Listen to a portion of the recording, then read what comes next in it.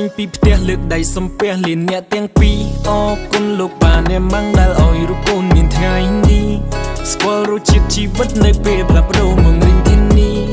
ខំប្រឹងធ្វើការស្វែងរកអាហារដើម្បីជីវិតពេលខ្លាំងរំមួយថ្ងៃស៊ីមួយពេលសិននឹងគ្រាន់ជីវិតមួយនេះខ្ញុំធុញឡើងទៅលន់តើនរណាដែល feel me ពេលខ្ញុំនៅចំណុច0តើនរណាដែលស្មាំងក្បែរពេលឃើញខ្ញុំនៅ alone តើនរណាដែលស្មាំងថែពេលខ្ញុំរបួសបេះដូងតើនរណាដែលយងខ្ញុំពេលខ្ញុំធ្លាក់ក្នុងអណ្ដូងអរគុណសិល្បៈឲ្យខ្ញុំជួបមនុស្សល្អ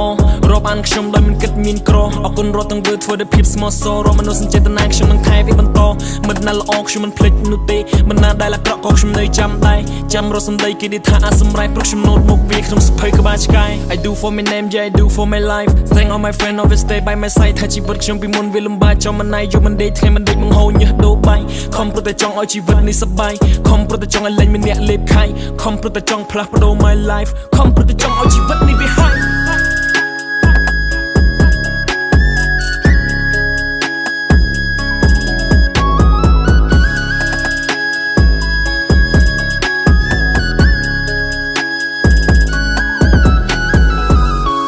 សំពាក់លៀនអ្នកមកដៃលាទៅឆ្ងាយ I find my way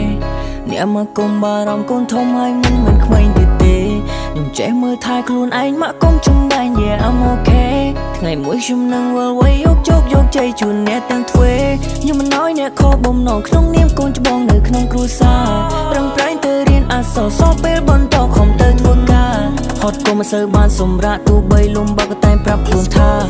ខំមិនត្រូវទៅខំដើម្បីអនាគតនេះភ្លឺថ្លាកូនប្រត់តែមួយមិនឲ្យម៉ែព្រួយចិត្តពេលដែលធំដឹងក្តីទៅដឹងថានេះហើយជីវិត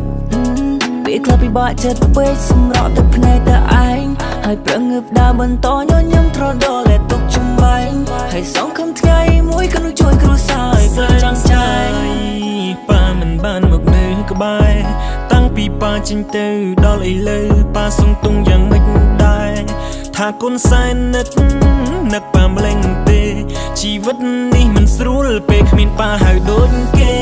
ពីមុនមិនឃើញក៏មិនឃើញត្រោយតែលើឃើញហើយ I can find my way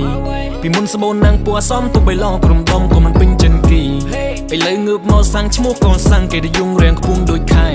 មានពលឺចែងចាំងពេញខ្លួនមកនឹងងងិនសូនដូចមុនភៀនទីខ្ញុំធ្វើគ្រប់នីតិខ្ញុំមិនខ្វល់ពីគេថាពីសម្ដីទាំងអស់នោះគឺជាពាក្យមិនបានការគេនិយាយឲ្យយើងលឺគេនិយាយឲ្យយើងឈឺពួកមនុស្សអត់ទាំងនោះបានតែលូបានតែព្រុសអ្វីដែលយើងធ្វើគេតែគិតអវិជ្ជមានគេថាយើងមិនកាត់គ្មានកំណត់មិនខំរៀនគិតតែភ្លេងហើយនឹងភ្លេងគិតតែច្រៀងហើយនឹងច្រៀងខ្ញុំនឹងធ្វើអ្នកមើលថាជីវិតនេះមិនទៀងសម្រាប់ចេញពីផ្ទះលើកដៃសំពះលានអ្នកទាំងពីរអរគុណលោកបានអ្នកម៉ាំងដែលឲ្យរូបកូនមានថ្ងៃនេះស្គាល់រសជាតិជីវិតនៅពេលផ្លាស់ប្ដូរមករៀងទីនេះ